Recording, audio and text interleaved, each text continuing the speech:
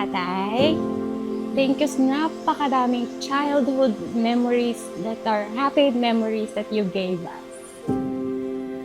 Pag iniisip ko yung ganitong birthday ni tatay taon-taon tuwing December 8, ang daming handa, ang daming bisita. Ngayon, pag nagko-compute ako kapag kami yung magbe-birthday, parang, paano nagagawa ni tatay yun? Hello sa aking asawa. Happy birthday. Sana ay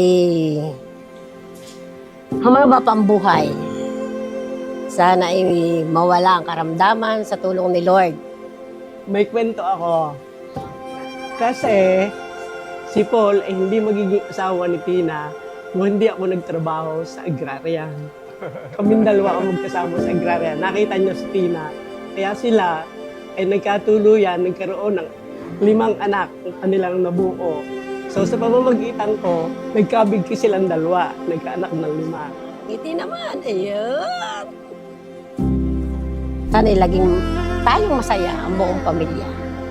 Sa tulong mo, sa pag-aaruga mo sa amin lahat. Kaya, laging mag-exercise, laging kumilos, at para humaba pa tayong lahat ng buhay, at masayang laging sama-sama. Happy birthday. I love you. First of all, I wish you a happy birthday. I wish you all the best. Alam ko meron ka ng lahat-lahat. Thank you kay Lord. Binigyan pa tayo ulit ng tig-isang taon. Sana more and more pa. Lakasan mo ang mahaba ang pambuhay natin.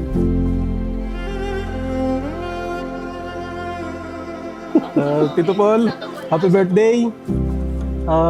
Wish you good health, more good luck, and happiness in life. Bonggang-bongga eh. Ay, nga, nabati ko na siya eh.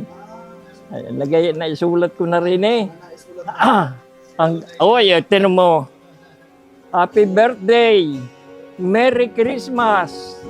Happy New Year! Turning in space, I feel the pages. Where was I floating from? Under the wave, anticipated. Maybe I'm close enough. I already know what I need to find. Somewhere we can slow our time. Climb out of your coat while you sleep. I'll drive.